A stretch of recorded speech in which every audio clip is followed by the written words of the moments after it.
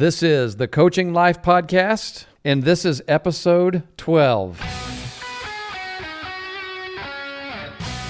Man, was this a fun one. You're going to be able to tell that Pat and I had an absolute blast while we recorded this particular episode because we decided to do one where we deal with a lot of the, I guess you can call them myths around the youth ballparks. When we say myths, we mean the things that are often said from the stands and sometimes even from the dugout. So I guess you can call today's episode a service for our listeners. And we understand that some of you, when you listen to this, you're going to say, this is nothing new. I already knew this stuff, and that's okay. If you don't want to listen to the rest of this, that's fine. But we think it's kind of entertaining. And we also understand that a lot of our audience is families. It's people who just attend ball games, and they don't necessarily know the rules or how to interpret the rules, or they don't understand the coaching cues that they're sometimes giving. And so we hope this is helpful. It's episode 12, and it starts right now. Hey, Chris. Hi, Pat. How's it going, Coach? Doing well. Looking forward to another week here. Definitely. Another recording. Yes. Hey, we're having a lot of fun with this podcast. I think there's a lot of people out there that are enjoying it too. I've been getting quite a few comments when I'm out in public places and stuff. People seek me out, make fun of me a little bit sometimes. I heard you had some autograph requests. Some autograph requests. I don't know how genuine they were, but I'll take it. I think it was the first one for me, so it works. What were you signing, actually? Well, that's a good question because maybe we shouldn't get into that. But just got to carry a Sharpie around in your back pocket all the time. Yeah, I should. That's right. Yeah, I wasn't prepared. I'll have to start doing that. Sign my headphones. Yeah, that's a good idea. Maybe we should take pictures. We should have pictures, and I'll carry them around with me and sign those pictures for people. Maybe sell them for $5, huh? There you go. Some promo pics and get some T-shirts made. We'll be rolling now. Yeah, there we go. So we've done some different things, Coach. We've talked about a player development program. We've taken some questions. We've had some guests, and we've had a lot of fun. And we're going to continue to do different things and to get people interested and hopefully keep them engaged in this in the Coaching Life podcast. So one of the things that we talked about doing, and we thought it was a great idea, and I know that you've done this in the past with some articles that you've written. Yeah, it's been a long time. Yeah. Well, I know what we're going to talk about today is we're going to talk about some rule myths, maybe what I would call some coaching cues that are overused and maybe highly disagreed upon. I know from our perspective, definitely. And then just some things that maybe different people might have some different opinions about. But I know that one thing that made me think of this, one of our league officers in the Big Bend, Chris Carroll, he actually brought a list to one of the rules meetings of some of baseball and softball's most misinterpreted rules.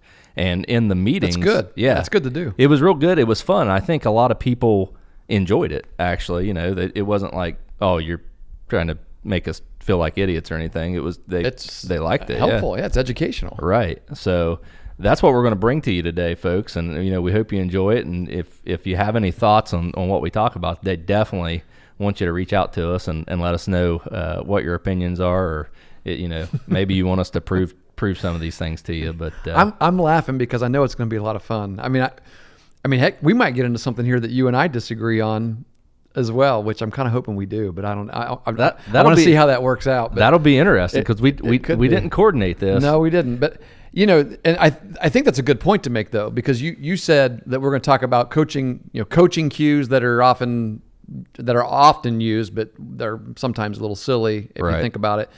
And also rules myths. And those are two very different things. Sure. Because a coaching cue, telling a kid, hey, do this, and you're talking about a mechanic or a technique in the game is quite a bit different than saying that player has to do this, or shouting at something at an umpire.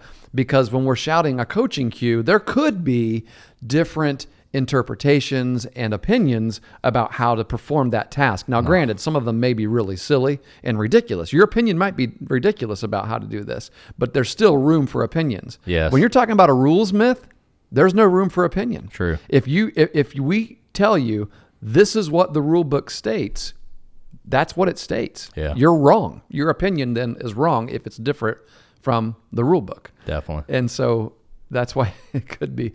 I might find out that I've been wrong all along about something here. We may have to bring in an arbitrator like for the next episode. Well, this should definitely be an episode where we have an umpire on. That's true. We should have thought ahead about that. Well, I did think about it. It might actually spark a couple umpires to say, you need me to come on because you guys really botched that up. That's perfect then. Perfect. That's Right. what we'll do. We'll see how many we get right and how many we get wrong. But, hey, we're going to start with one that I think might be controversial right off the top. Good. Because I know. Let's get after it. Yeah. You hear this all the time. And, it was something that I was taught when I was growing up. And I'm sure there's people that are teaching it today. And like I said, you hear it from the stands, you hear it from the dugouts. And what it is when there's a ball hit in the air and fielders go to catch it. And typically it happens when they drop it, Coach. Right? Oh, yeah. It happens when they drop the ball. And they're reminded of what they needed to do instead. Yes. And what that is use two hands. Use two hands when you catch the ball. Come on. Oh, my gosh. Coach, how much time in your days? They probably dropped it because they were using two hands and they couldn't see. They blocked their line of vision on a fly ball. Right. Well, you just ruined my question. I was going to ask how often you worked on using two hands on pop flies in high school practices. So not a single time. Yeah. Why not, Coach? Not a single time. From your perspective, why wouldn't you use two hands? We worked on catching pop flies every day. Yeah. Every day. Most of the time when you're going after a pop fly, you're not camped under it. You're still on the move. And if you're on the move and you need to reach for the ball, then you need more reach. You're not going to get more reach if you're trying to use two hands. It's a ridiculous physical move to try to make. Now, if you're camped under a pop-up, all right, and you want to make sure that you secure that pop-up and you're not moving, you're under it, you've shot it out mine, and you're catching it right in front of your chest, and you want to use two hands, more power to you. Right. But I'm never getting on a kid for not using two hands. Yeah, same here. And in that scenario that you just used, I think you have to practice that because here's the thing. You mentioned field of vision. And when that other hand, if you're just camping out under a ball, say there's two outs and you want to make sure you're making the catch, and you're camping out under that ball and you lift your throwing hand up to help your glove catch the ball, it can block the ball from your eyes. Yeah. It can make you lose the ball and actually make you, miss the ball anyway. So I think you have to practice. It's a timing thing if you're going to do that. But, this is one of the things that, you hear all the time, I think, from a certain group of people maybe that, don't watch the major leaguers. We've talked about this a little bit before. Yeah. But if you watch major leaguers catch fly balls, typically they're catching the ball with one hand, right? Yeah. And people call that a hot dog. Right. Right? That's a hot dog. Well, Yeah. no, he's just really good at his game because he does it a lot. Yeah. And there's, you mentioned earlier before we started recording, the advancement in glove technology, I'll say, has changed the way we play the game. I really honestly think that this coaching cue, this is not a rule obviously, is an equipment issue. Right. And what I mean by that is my grandparents, my grandpa, my great grandparents, my great uncles, those guys, they were the ones that would always shout, use two hands, use two hands. My dad shouted it and things like that. But if you think back to what kinds of gloves some of these guys were using, if you look at some of the old films of baseball players and they're just playing catch, they're reaching up in the air above their head and they're grabbing it with two hands. Well, my gosh, it's because they got a pillow taped to their hand. Right, yeah. Right? I mean, they can't squeeze it. Yeah. But the technology, the equipment, the materials that we have today for kids to be able to purchase a glove that fits their hand and fits it well. And not only that, you can buy a glove that's fully broken in today. Yes. You could buy kids' gloves, youth gloves that have bigger pockets in them, softball gloves that have bigger pockets in them. So I tell kids, let the glove do the work. It's made for you to be able to make quick snags with one hand. Right. So practice that. Become more athletic at just catching the ball with one hand. I really think that this is an example of mindset changes that have to be made. These are things that have been passed down from generation to generation. I hear young people at our men's tournament that weekend. I heard people a lot younger than me, shouting, "Use two hands out there, boy!" Talking to a 40-year-old man, and And I'm thinking, oh man, I hate it. I cringe every time I hear that because I think, why?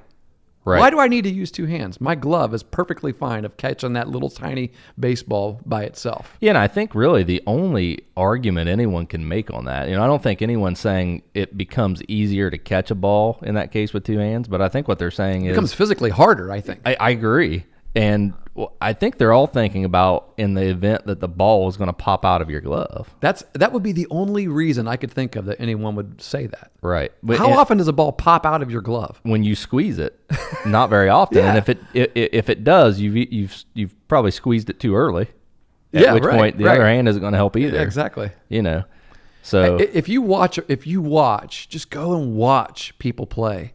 Watch a high school game and I see this a lot in softball, and I understand the ball's bigger, and I understand, but you see it a lot in softball. You see a girl going to cover the second base bag, a throw's coming from the catcher on a steal, and she reaches up with two hands, catches it with two hands, puts the tag down with two hands, probably gets spiked in the process on her bare hand, and it just looks awkward. Yep. It's an awkward move. I see first basemen who need to be able to stretch off the bag as far as you could possibly stretch and stay in contact with the bag with your foot.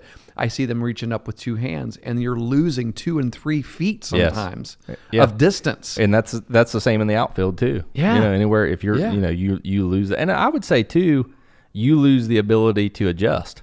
If the ball isn't as far out as what you thought it was, if you have two hands, at least you're slower to make that adjustment because you're adjusting two hands. So you asked me something earlier. You asked, is there ever a time that I would coach a kid to use two hands? Yeah. And I there is one time that I can think of one time that I want people to use two hands, and that is when you have to transfer it quickly. Yeah. When if you're turning double play, catch the ball close to your chest, and even in those cases, I tell them not to squeeze their glove. We don't want the glove closed at that time. So, so you have to use two hands. It's almost like you're using a paddle at that point. You need to make the quick transfer. Yeah. We've all seen Domingo Ayala on the. If you haven't seen Domingo Ayala, YouTube Domingo Ayala, man, watch him and watch those hands. Those are the times when you want to use two hands, where you turn a double play. You need to get the ball out quick. You're behind a ground ball. And it's you're right behind a ground ball. You're not reaching to your left or your right. Right. You're right behind a ground ball, or you're not on the run. On the run, sometimes you're just gonna you're pick charging it a ball or or barehand something it. like that, right? But you're behind a routine ground ball. Yeah, two hands, get it out quick. Right, get it over there. So yeah, I'm not saying there's never a time for it. But that's the only time I'm encouraging people to use it. Yeah, I hear you. Do you agree? We're on the same page on that one. We can check that one off. Check.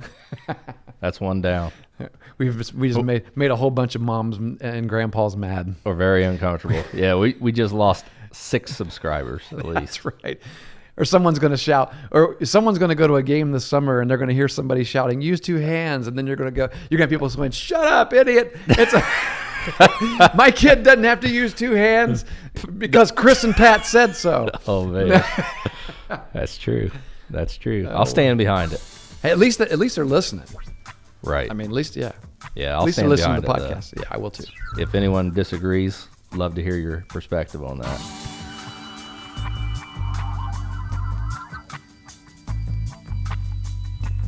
What do you got for us next? You want to go to a rules one? We've got so many, and it was so hard to choose, and I want people to understand that this list is so vast. We could do 10 episodes on this. Yeah, there's no way we're going to be able to pick the ones just that with the game of baseball. We sat down with other sports. It would be, this is baseball, softball for the most part that we're talking about today. So. Right. Exactly. Yeah. True. Let's go with the good one that we talked about earlier before we came on. When you go to the sports store, when you go to Dick's and you're looking for that bat that has the hand attached to it, right? I have never purchased a bat for my children that came with a set of hands attached to it. Sorry, I stole your thunder there a little bit, but that's okay. We're partners here. So who's heard it? Hands are a part of the bat. We got a batter up there in the batter's box, inside pitch, and hits him right in the. Let's say it hits him right in the back side of the hand. He goes down. Umpire says, "Take first base." you got hit, and the fans are screaming. Yeah, because he's shaking his hand, so it obviously hit his hand. Right. It's a foul ball. Hands are part of the bat. Right. Yep. Now, again, like we said, the hands are part of your body. Yes. And so you deserve the pitch is dead. You deserve first base. I mean, it's that simple. Right. If the ball should hit a part of the bat first, and then hit the body, it's a foul ball. Yes. If you swing at the pitch and it hits your hands, yes, or hits any part of your body, it's a strike. It is a strike. It is a dead ball strike. It's a dead ball strike. Yes, that's correct. Right. Just like if it hits any part of your body when you swing, if it hits you in the gut, it's a dead ball. That happens. Yeah, it does. It does happen. You guess wrong, right? Or you got a lefty that throws a hard curveball and you're swinging at it and you miss it. Definitely. Well, for you, a righty. I remember it happening to me. lefty. I actually remember this happening to me in Alexander one year. You talk about injured insults. You swing and miss and get drilled in the cojones. I started. let's say this. I started to swing. Actually, you just mentioned that. It happened to me at Meg's, my last high school game I ever played. Did you keel over? It hit me on the inside thigh, and I remember my teammates. This is so great. I appreciate that, Coach. This is a good time. I remember my teammates giving me a hard time at the dugout. Like, I remember someone in astonishment saying, "He almost swung at that pitch, and it hit me in the groin." Right, I mean, not in the crotch, but in the groin. I get you, yeah. But I did check, close enough, and I got first base in both. You checked the swing? Yes, I didn't. It was a curveball. I started to go, good. And I checked. So I got first. Could you base imagine swinging at that and having to stay in the box? Oh, that was tough. That happens. Yeah, that hurts. But that's the case. I mean, so yeah, if your kid gets hit, if he gets hit in the hands, or if your kid's pitching and he hits a batter, and the batter doesn't swing at it, but the ball comes in, close to his hands, and it ricochets off of his hands, and the umpire awards him first base, that's the correct call, because the hand is not part of the bat. The hand is part of a body. Yep. And if he's swinging, again, dead ball, strike, runners return to their bases. Yeah, because it's a dead ball. Yep. I like that. Rules are quick. All you got to do is explain it and move on. Well, as long as we agree with it. As long as we agree. It doesn't matter if I agree with the rule or not. One of us may misinterpret the rule. The interpretation is a big one. Let's do another rule one then. Okay, you pick one. You want to let's talk about overthrows. Okay. Because this could be pretty extensive, actually. Yes, you're right. I hear this all the time, though. It wasn't just in this game, but I hear this all the time. We had a situation, and this is one that I think smart people. I mean, you could know a lot about the game and not understand how this works. Sure. This isn't one that we're thinking, "Oh, this is silly. You should know this." Right? Yeah, right. No, I mean, there are a lot of extenuating circumstances related to awarding runners free bases. Right.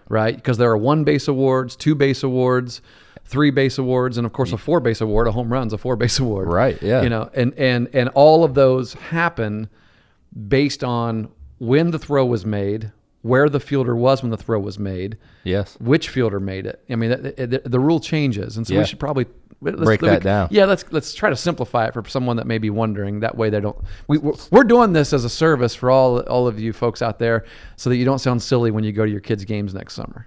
Right. Right. Yeah. Exactly.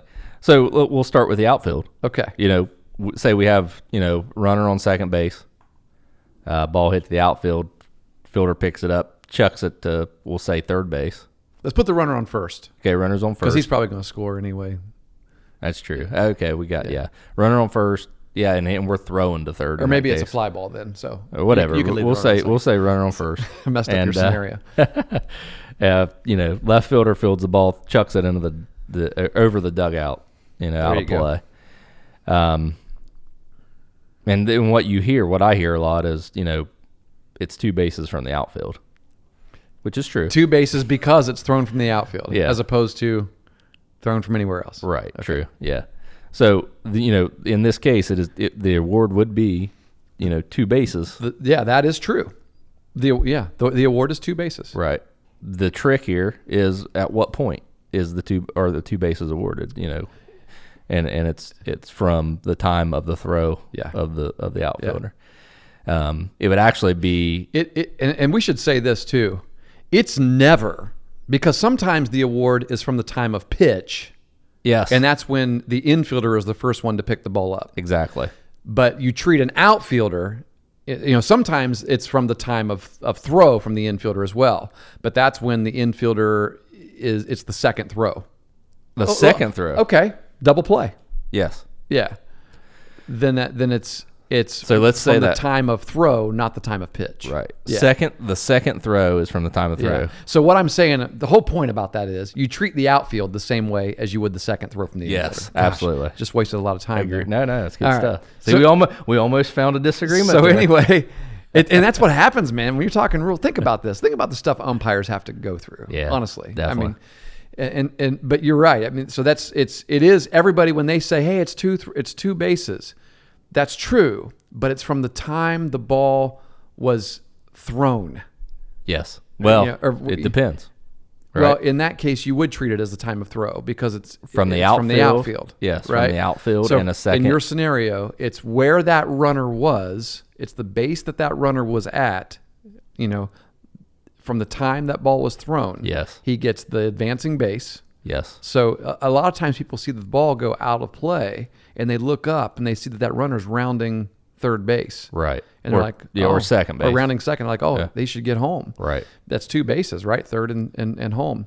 Well, no, because he was at first when the throw was made. He was Yes. between first and second when the throw was Right. made. So he gets second and third. And And some people will say, the base you're going to plus one. That's not necessarily true either, because if he's even if he's not trying to advance in that case, he's going to get awarded two bases. Right. Yeah. Yeah, he could be turned back toward first base or Yes. standing on first base. Yes. In the case like of a pickoff or something, Right. Which is a whole different. And a lot of these rules people don't understand. Like this rule, even though it kind of stinks for the defense in this situation, it's there to protect the defense. Because if a ball goes, if it ricochets out of bounds, who knows where it's going to go. I'll tell you, I've got a story about where it really stinks for the defense. Yeah. And this happened either last year or the spring before in one of Brock's games at Alderson Broaddus. Actually, it was at Ohio Dominican. Okay. And this happened. Well, we should state also there are lots of different scenarios that allow people to get awarded, allow awards of free bases. Yes. For example, a one base award would be given if a ball strikes a base runner or an umpire in the field of play before it reaches a fielder. And let me explain. If the runner that it hits, so if there's more than one runner on base plus the batter, Yes. right? The runner that it hits, he's out. Right. And that's interference. Okay. Yes. So it's a dead ball, but that means all other runners that are on base, if they would have been forced, get one base. The hitter also gets Really? first base. I thought the runners had to return in that case. If a fair batted ball strikes a base runner, then the batter is awarded first base, which we know. Right. Okay. It's a hit. If other runners are on base, they advance if they're forced, unless, of course, the interference causes the third out, and then they wouldn't have been forced. But yeah. Huh. If you, like, let's say there are runners on... So the base is loaded. Yeah. So the one run's going to score, and the runner on second goes and I'll to tell third. you why I know this. Wow, I did not. Honestly, I did not Here's know the that. story. I was a little confused, honestly, also when I saw this, and I was shouting from the dugout, and I was wondering why Brock's coach wasn't more upset. Well, it's because he knew the rule and I didn't. Bases were loaded. Then this was a tight game. I mean, ODU is a good team, and this was a good game. Real close game. Bases are loaded. Pitcher was in a jam. 1 out. Middle infielders were playing double play depth, and there was an umpire, shaded to the if you're looking at the pitcher from the hitter, shaded to the left side of the mound, so he's kind of in front of the shortstop. Right. Guy hits a pretty sharp ball. That's going to be a ground ball, hard ground ball that you could see the shortstop getting over behind it, and the umpire tries to get out of the way, but it ricochets off of his foot and caroms into the outfield. Well, there are a lot of people in that scenario saying those runners have to go back. No, they don't. No. Batter's safe. Everyone gets a base. And I guarantee you that would have been a double play. In fact, the shortstop would have fielded it, touched the bag himself, and thrown it over out of the inning. Yeah. And it turned into a 6-run inning. But see, again, though, in that scenario, it is still protecting the defense, because if the ball hits the umpire, it could go In anywhere. that scenario, it didn't. In that scenario, it didn't. It is supposed to protect the defense. Yeah. But you know what, Coach? I think if it hits the runner, it's wrong. I think it's different. We're gonna have to verify that. Well, because I'm looking at the rule right in front of me here. It's the runner's interference, though. Yeah, the runner is interference. So one base awards, pitcher, batter hit by pitch. Rule 5.05, section B, 2. That's batter hit by pitch. Fair batted ball strikes base runner or umpire. This is rule 6.01A11. A base runner who is touched by a fair batted ball is out for interference, and the ball is dead. But the batter himself is awarded first base. If other runners are on base, they advance if forced. Well, that would be a runner. It'd be runners on first and second. Let's say bases are loaded, and a guy is between second and third. Gotcha. Gets hit by a ground ball. The runner on first would advance to second, obviously, because he's going to be forced by the hitter who gets awarded first. But in that case, if a runner's on first and gets hit, those runners on second and third, because the force out is out, right? They are not being. I got you. And in the story that I told about the umpire getting hit, there's no outs in that situation, right? Because it's not necessarily interference. I mean, it is. It's just unfortunate that the ball hit the umpire before it got a chance to hit a fielder. Yeah, or to come to a fielder and so all runners then advanced because they were all being forced. The bases were loaded. So gotcha. So you see, I mean, even right now as we're explaining, we just bored a lot of people with a rule, but this is it's a difficult rule sometimes to understand. But you got to remember, it is never. I think to simplify it for everyone at youth league parks, this rule is never enforced from the time the ball goes out of play. Correct. You don't ever say, hey, when that ball went out of play, our runner was rounding third or rounding second, so she should get the score. No, it's where that runner was when the throw was made. Yeah, usually. And to add a little bit more complexity to it, when a pitcher's on the rubber, if he's making a pickoff play, or if that's a one base award all the time, or if it's a pitch, right. Yeah. People are like, what? How in the world does a pitch go out of play? But it can go out of play in a number of ways. It could hit the front of the plate and bounce over the backstop. Right. Or it could roll under the backstop or under the padding. It could get lodged in the fence. Right. In the backstop. Yeah. Yeah. I see that a lot. Yeah. Especially in rec ball. Mm-hmm. That fence kind of doubles up there at the pole. Yeah. Or you see it not being called because people are used to the facility. Right. Same umpire, same play, and the ball gets stuck somewhere, and the umpire reach back and grab it. Here you go. Something like that. Let's move on. Good stuff. Let's move on. We spent enough time on that. All right. We'll go back to a coaching cue. Drum up something. Yeah. What do you got? What do you think? Actually, let's do one that's not a rule. Okay. But I think we could hit it pretty quickly. Okay. Tie goes to the runner. Tie goes to the runner. Tie goes to the runner. No. No. Batter hits a ground ball to shortstop, legs it out. Shortstop makes a throw. It's bang, bang. From the naked eye, it looks like a tie. Umpire goes, he's out. He's out. How do you argue it? Well, actually, we've talked about this a little bit, and I think I've kind of been convinced to look at this in a different perspective. Because I've always been the one that says that rule doesn't exist. There's never a tie because it doesn't exist. There's not a rule. There is not a rule in the book that mentions a tie, a runner being tied. The ball going into the glove at the same time the runner touches the bag. And every time I've ever asked an umpire about it, they will always answer the same. Most of them have answered, there is no such thing as a tie. Right. They're either out or they're safe. We can't have a do-over in baseball. But a lot of people, and I've probably heard more people say just scream, tie goes to the runner, then umpires tell me there is no tie.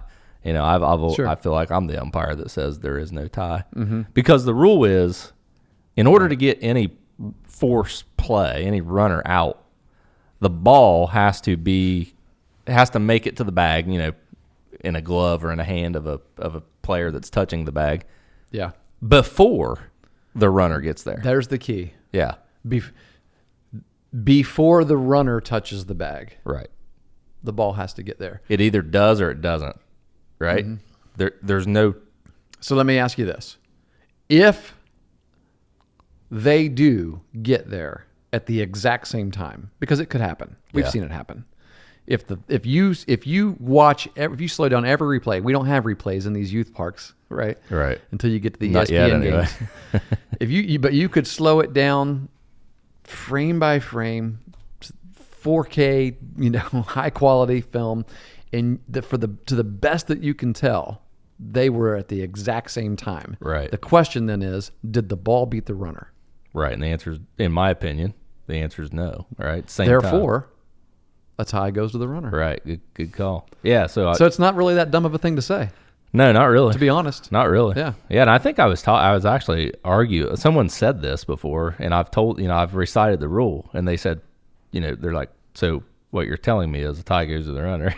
And really, I guess. Like, no, there is no tie, Yeah, I mean, it's the semantics at that point. And semantics are huge because we argue about them a lot. Well, that's often what you argue about when you're talking about baseball interpretation of rules. Yeah, definitely. I mean, a lot of the argument is about interpretation, not necessarily the rule. If the rules are black and white, then you don't really have an argument. Right. So that's why you have so many article this, section this, and then exception under all the rules in the game of baseball, because it's such a complex game. Right. And softball. So I guess to the umpires out there that are wondering how you answer that, if a coach comes out to you and they say tie goes to the runner, I think the answer, if you made the out call, is it wasn't a tie. It wasn't a tie, coach. And then they're going to argue with you anyway. Yeah, but, at least you break that down. Right. If you say, no, that's not a rule, you're almost admitting that it was a tie, in which case the runner should be safe, right? That's true. That's true. Yeah. There isn't a rule that a tie goes to the runner. So what you're telling me is it was a tie, but you just saw it. No, that's not what I'm telling you. See how it's a slippery slope It there. is. It's good stuff. So, but that's how that one works. So. All right. Don't ever swing at a 3-0 pitch, Pat. You swing at a 3-0 pitch, buddy, I'm going to be all over you. Yeah. I'm kidding. Me too. I think there's, this is something, and I would say there's a lot of coaches out there. I don't know. I'm hearing it more now. Mm-hmm. I'm picking it up more. Coaches saying, especially in youth ball. The more we become aware of data and analytics. Yes. Oh, yeah. Great point. Yeah. Because, and I actually saw this. I have a great image. I think I showed that to you a few weeks ago. Like your probability of getting a hit, basically, based on the count. Yep. You did. And this was a study done in the NCAA of 2018. Yeah, Division right? 1. Yeah. And I could pull it up. Yeah. It would just, I'd just be blurting a bunch of numbers. It wouldn't matter to anyone listening, but if you have no strikes, you're probably going to get your best pitch to hit. Mm-hmm. Anytime you have no strikes, you the chances of getting a good pitch to hit are very good. Yeah. Basically what the image shows. And when a hitter's at the plate with a 3-0 pitch or 3-0 count, that's their opportunity to really hit the ball on the screws. To really hit the ball hard and make something happen. What is the hardest thing about hitting? Not knowing what pitch you're going to see. Yeah, good. Yeah, right. Yeah. You're practically with 3-0. You are almost guaranteed that you're going to know what pitch you're going to see.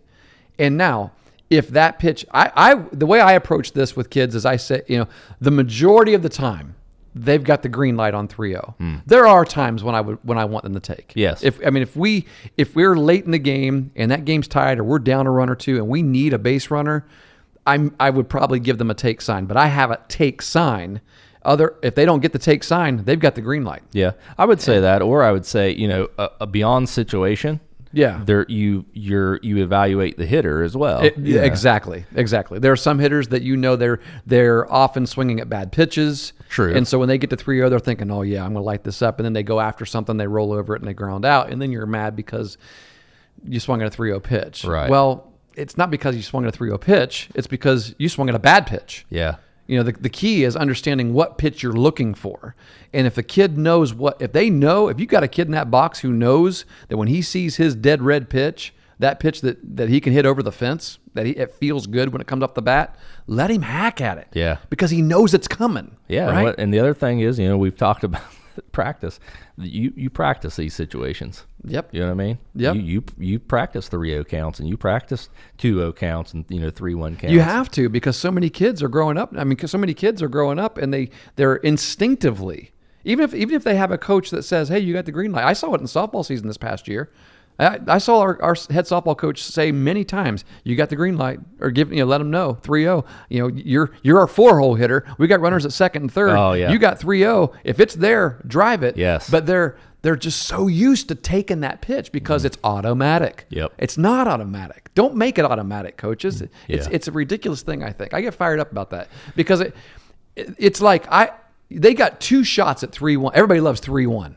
Because 3-1, all right, dead red, here it comes, right?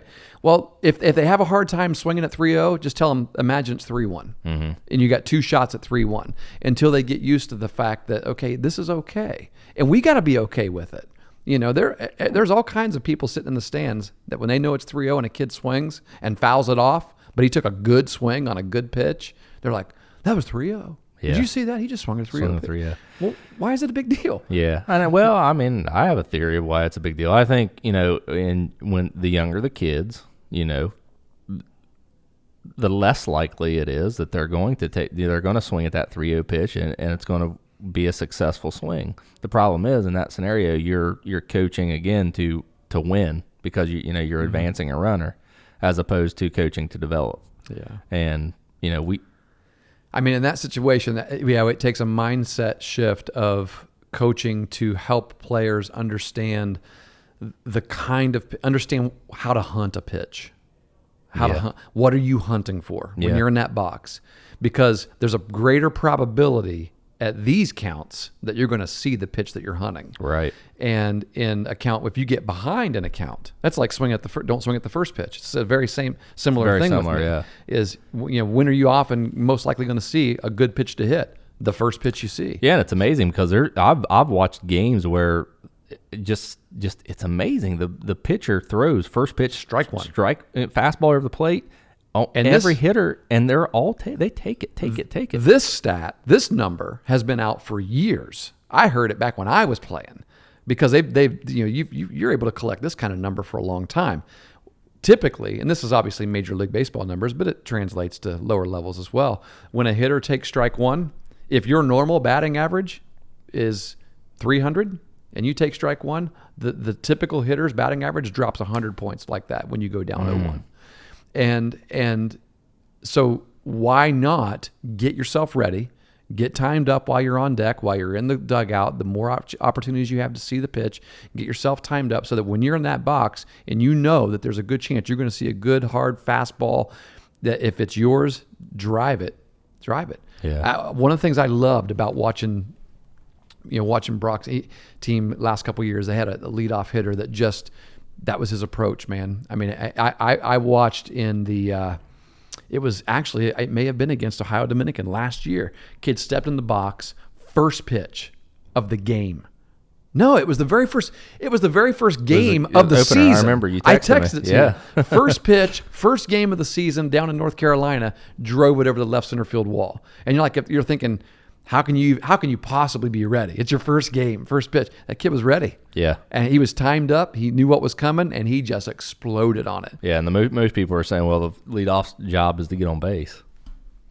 He got on 4 of them. Why is he supposed to get on base? To score, right? Score runs. So the easy way. If you hit a double, and there's only one. There's 3 things better than getting on base. and that's hitting a double, a triple, or a home run, right? That's exactly so any right. one of those work too. That's exactly right. Yeah. So that even brings up another point. Like, do you ever coach kids to hit home runs? I do all the time. Yeah. I got to tell you, we had big kids on the last high school team I coached. These were big hitters, and there was one kid on the team who he loved hitting home runs. I mean, that was his. If he was freed up to just swing for the fence every time, he was a better player. And I finally saw that. I didn't, because you're always telling kids, hey, don't swing for the fence. Just swing, just base hits is all we need, right? Yeah. Another coach, I see you rolling your eyes. Well, just make contact. No. But anyway, I finally went to this guy. He's actually playing offensive line here at Ohio University right now. That's how big he is. I went to him and I said, listen, your job, your senior year, is to hit home runs for us. So that means in batting practice, I want you to see how many home runs you can hit.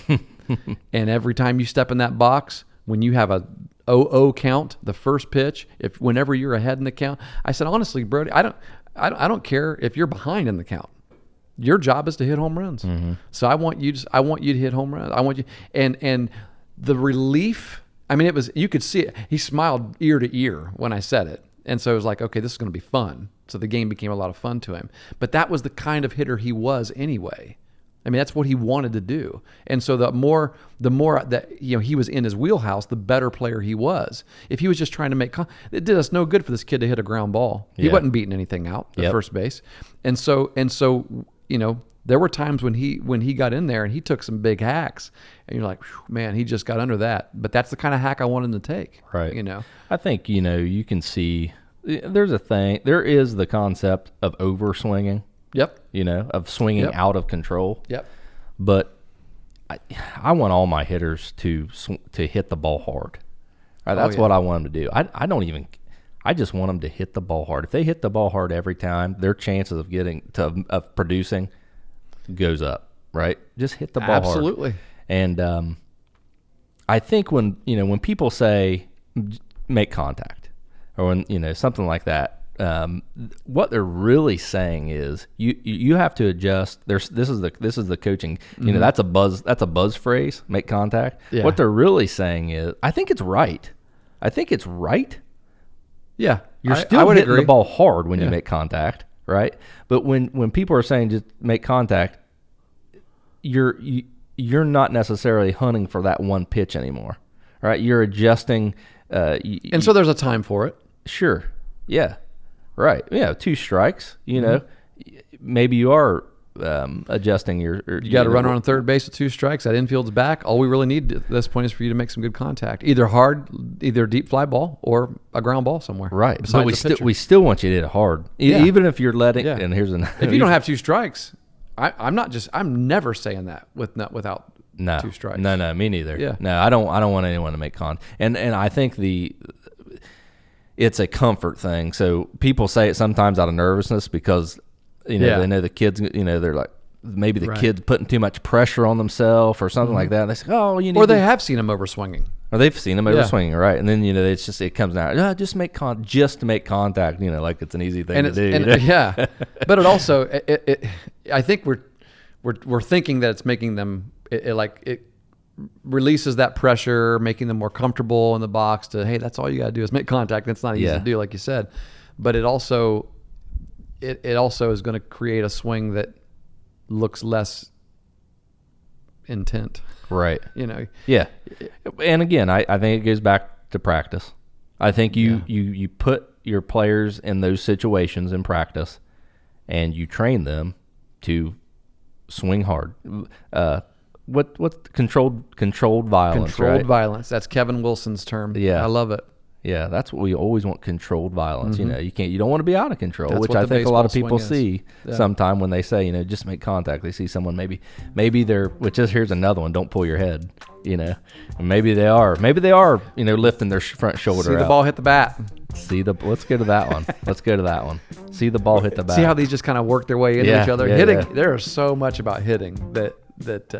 You ever see the ball hit the bat? Have you ever seen the ball hit the bat? Can you think of a time when you saw the ball hit the bat? You know, I would actually say I believe I do, but I know that I don't. You know what I mean? I know that because I've tried even on a bunt. It's hard to watch it hit the You bat. mean the exact time when I don't know. When you're swinging, not when somebody else is swinging. No, and when you're in the box when the bat swinging. and the ball come together. Yeah, no. I've never really seen that. I think I've seen it close. Yeah, this is a cue that really doesn't make sense. I understand what people are saying. Mm-hmm. You're never. Ted Williams talked about that in his book, Science of Hitting. Yes. No one. He's like, I never saw the ball hit the bat. Yeah. You lose it. Actually, he said that neurologically, physically, you lose. Right, it. you do. Yeah. He said that because people said, "Oh, Williams sees it off the bat so well." Right. And he was responding to that. He's like, "No, I don't. I've never seen a ball hit the bat." Yeah. Yeah. You can't. You just can't. You're swinging in space at a space that you think the ball's going to be 6 feet out or so. Yes, it's physically impossible. If you didn't know, there's a bunch of studies on this. I understand why people say it because they want you to watch it as long as possible. Right. They want you, and that I do too. I want you to see the ball as long as possible. Right. And maybe that's the better cue. There was a study. These Japanese scientists did a study about this exact thing, and they used these goggles for the hitters, and the goggles would black out at certain times. So the hitters. Oh yeah. I remember reading this. You read this? Yeah. So they estimate there's 400 milliseconds that you have just from time of the release to the time it gets to the plate. Yeah. And so they had these goggles, and they had players wear the goggles, and they would, the first test was, okay, we're going to black the goggles out the first 150 milliseconds of the pitch. So they saw the ball, 2/3 of the way. Yeah. After it already got a third of the way there, they saw the ball, and they would hit. Yeah. And, right? and you make pretty much the same kind of contact you would if you didn't have the goggles on. Well, in that case, that was too close. Yes, yeah, in that case, too far away. In that case, they didn't make. They were not good. Right. They struggled, but the others because they did pull their head off of it too early. Yeah, exactly. They didn't see that pitch early. Mm-hmm, they didn't see it as long as possible. Right. The second test was the last 150 milliseconds, and which might be as long as you can possibly see it. Right. Without goggles. But yeah, exactly. And that is the argument because they did nothing. They were able to hit the ball, not seeing the last 150 milliseconds as just as they good looked as they like were. their normal self. Yes. Yeah. So that and they did that with fielders too, didn't they? Like I don't seeing the ball into your glove, things like that. I want to say that I've seen that or read that. Yeah, Is that on Sports Science? I don't know. Yeah, I did see, and we talked about it today. Actually, I was. It's funny. I was listening to a podcast, and they had an individual in there that created an app that it gives you pictures. I'm gonna look that up so I can give them cite their work. But it was an app that basically gave you a video of a pitcher pitching. Oh yeah, a fastball, a changeup, or a curveball, or a slider, and it would give you the pitch, and it has different levels, but it would give you the pitch, and you would after the pitch, you would say whether it was a fastball, changeup, the slider. Game Sense pitch. Game IQ Sense, app. that's it. Yeah, and a lot of people are using this a lot of MLB teams are using this in their facilities, their indoor facilities. Yes, they are. And he talked a lot about not being able to see the ball that last, few, I think he said like 8 to 10 feet or something like that. Mm-hmm.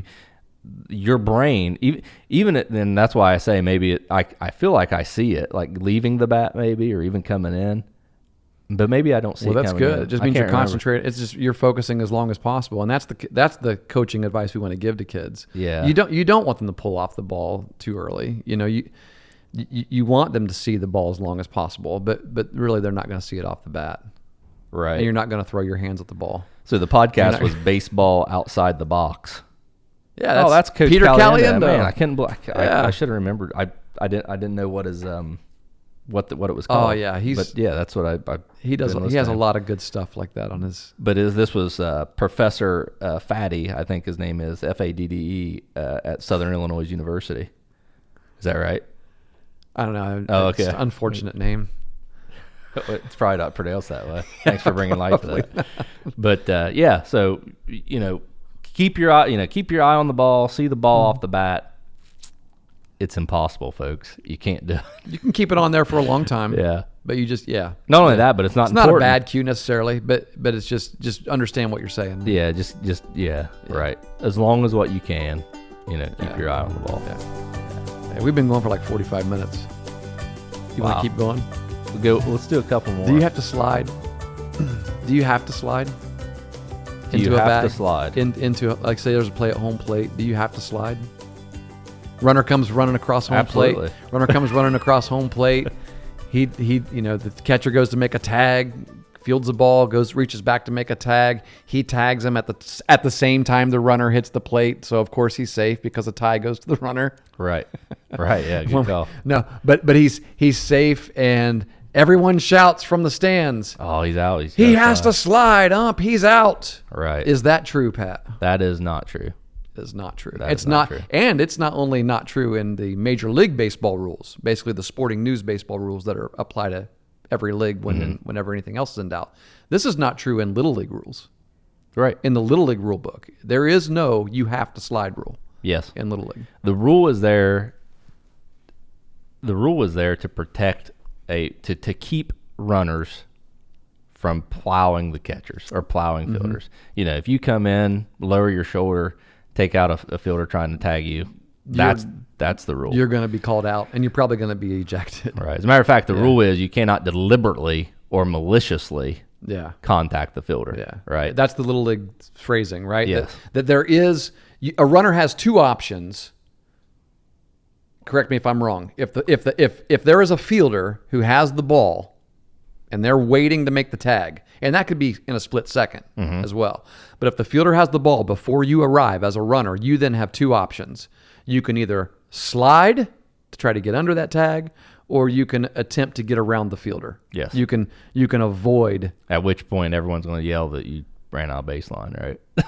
But Right. no, that is your two. But if you two don't options. slide and that fielder misses a tag, or they tag you late while you after you've already hit the bag or the plate, Yeah, that's just a baseball play. And It's a here's softball play. what I think happened with And this is true in softball as well. This is not just a Is it? baseball. Yeah, Okay. it's Little League That makes softball, Little sense. League baseball. Yeah. Yeah, I think what happens is, the misinterpretation of the rule caught on at some point, and umpires were calling it. Yeah, you see umpires call this Yeah. in youth parks. So what coaches do is they say, "Hey, I want you to slide no matter what, just to avoid any possibility that the umpire interprets the rule wrong or they make a bad judgment." Because here's the thing: inadvertent contact is not deliberate or malicious. There can be contact, Right. and the umpire, no slide. There can be contact, and the umpire still say, "Okay, the runner's safe." They did not maliciously or deliberately, make contact the catcher. I actually saw this happen one time. A catcher was he kind of dove. I wouldn't say dove, but jumped backwards for the ball. Yeah. And the It runner took him. His momentum took Into- himself into the runner's path. Yeah. Yeah. And the runner was called safe. And They made the right call. And I it think. looks awful because the runner might even lift his, Yes. shrug his shoulder a little bit to Right. try to, brace for the contact. And what it looks like in that split second is that the runner put his shoulder into the catcher. And so you got mom and dad from the stands yelling, "Get that runner out of here!" Yeah, exactly. It took him out. And it's just one of those unfortunate plays. I'll tell you. Often one of those unfortunate plays. I did this.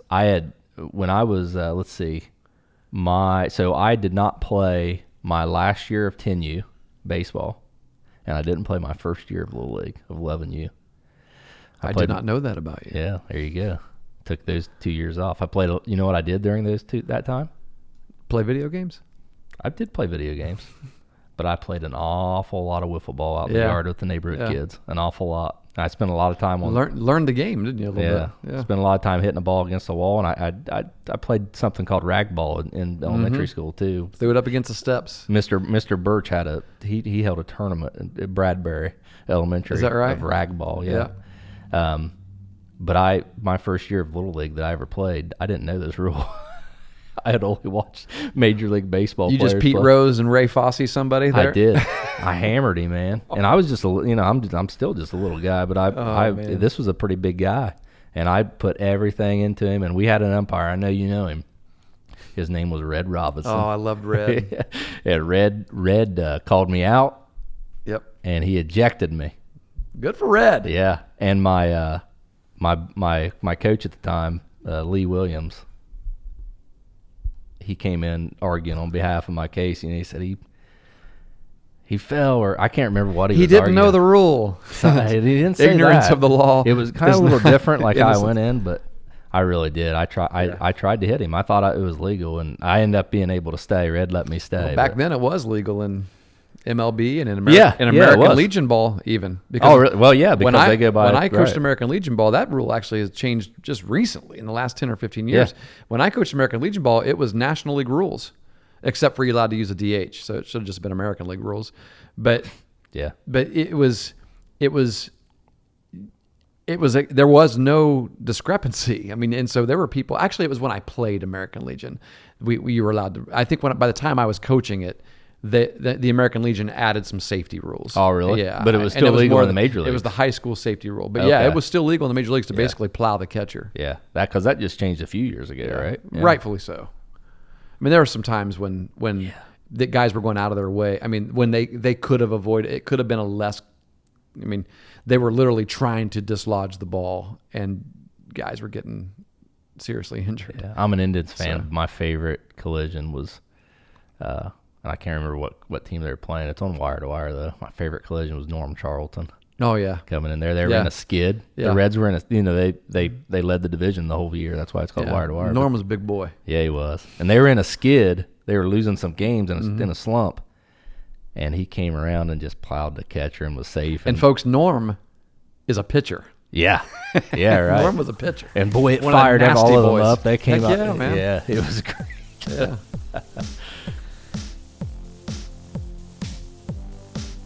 Shoot, man, I'd love to talk about all of these. Yeah. This is a long episode, though. We originally told people we were going to go 30 minutes, and here lately our episodes have been really long. I know. We knew we weren't going to get through all of them. That's true. That's true.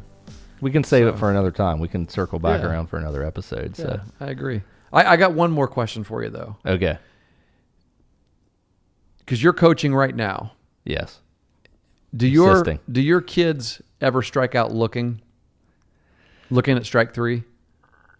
My kids, yeah, I mean, they do. You know, You get on them for it? I'll be honest with you, I don't like it, but Do you understand sometimes why they strike out looking Yes. on strike three? absolutely, Yeah. yeah. And I've really softened on this one. yeah, me too. And I think I know we've talked about this in the past, and you know, that's kind of the same thing that I think happened to you. I've kind of caught up on, because you know, there's been times where my oldest son he's been really seeing the ball well and hitting it well, and then you know, an umpire will call a strike, and he'll kind of give me a look or something, you know, and so I know I trust him. Yeah. That, you know, that wasn't his pitch. Yeah. You know, and even if it was and he didn't think it was, it's not, right? Yeah, and it doesn't necessarily have to be his pitch, I think, on strike three. You know, I mean, that's that scenario where it's like, man, you would like to see him get the bat on the ball, but again, you don't want him to take a bad swing. Right. And I think the idea is, you know, put it in play, you increase your chances. I'm not for sure. Like, I would want to know what the data is behind that, because That's a great point. yeah, because here's the thing. If you take it, even if it's over the plate, there's a chance the umpire is going to call it a ball.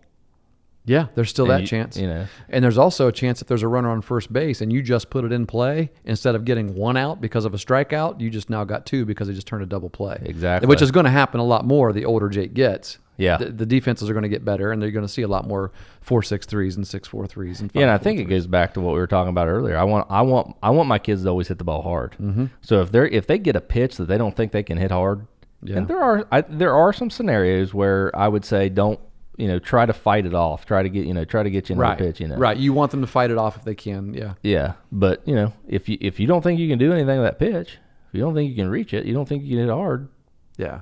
you know, let's you're taking a chance by swinging at it anyway. Let's take a chance by getting another pitch. Yeah, I've gotten away from. I'm with you. I still don't like it, because I feel like if you're a competitor, you're going to find a way to fight off those pitches until you get the one you want.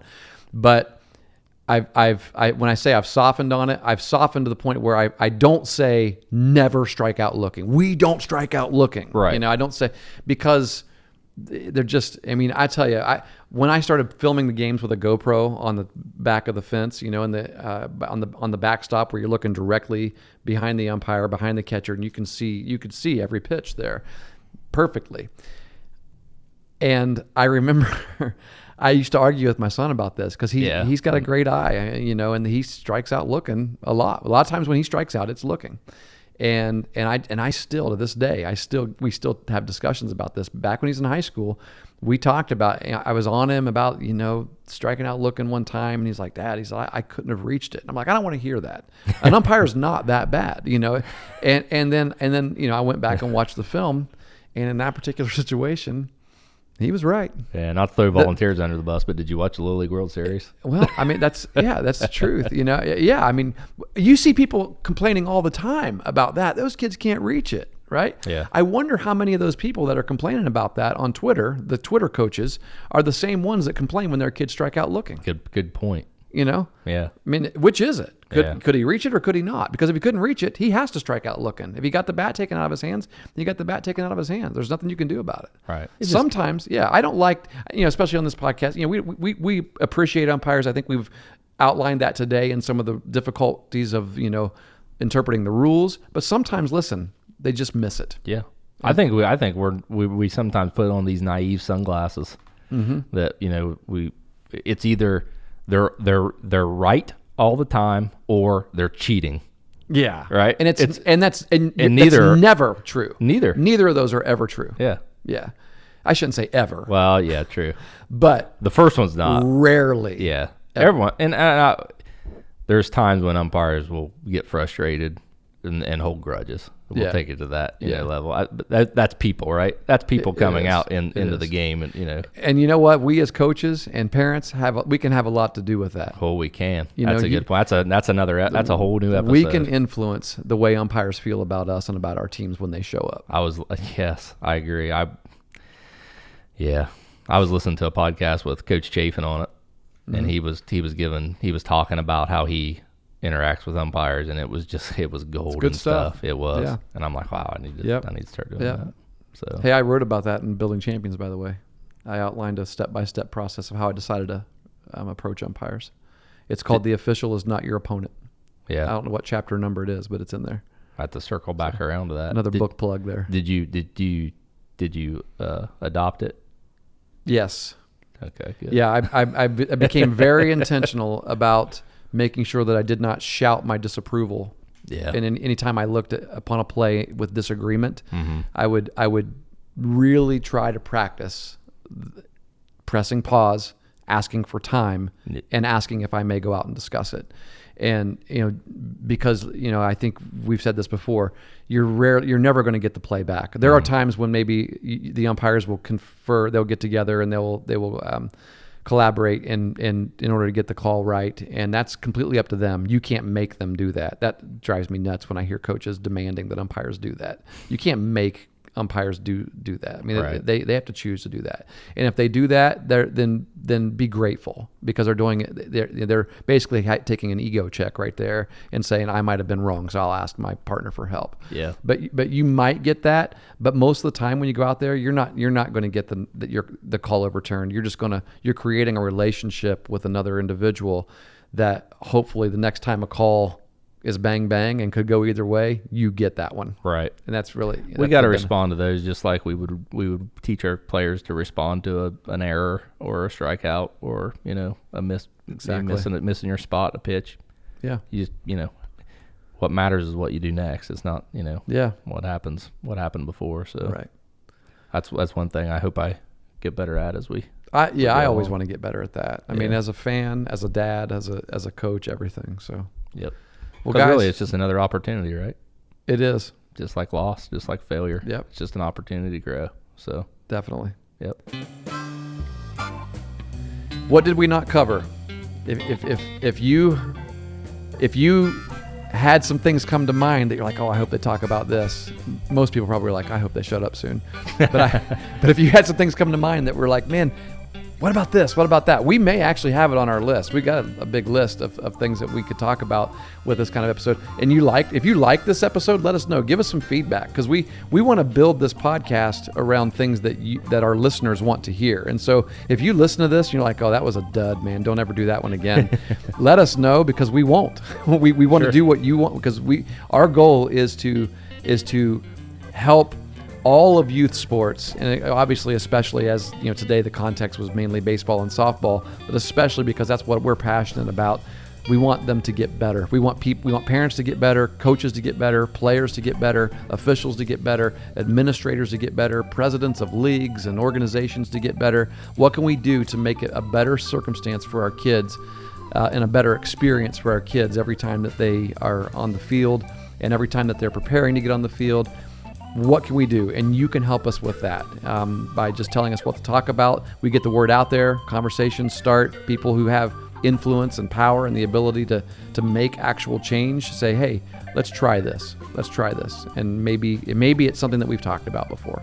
So you can help us with that. Send it to us. Patrick_Martin@yahoo.com is where Pat is. I'm at cstewart1993@gmail.com. You can also find us at Coaching Life on Twitter. We're on Twitter. You can find both of us on Facebook, but give us your thoughts. We'd love to hear your thoughts. Whenever we post these on Facebook, just comment underneath and let us know, hey, this was a really dumb episode, or that was a really great one, do it again, or here are some ideas. We'd love to hear your ideas. Definitely. Appreciate it, everyone.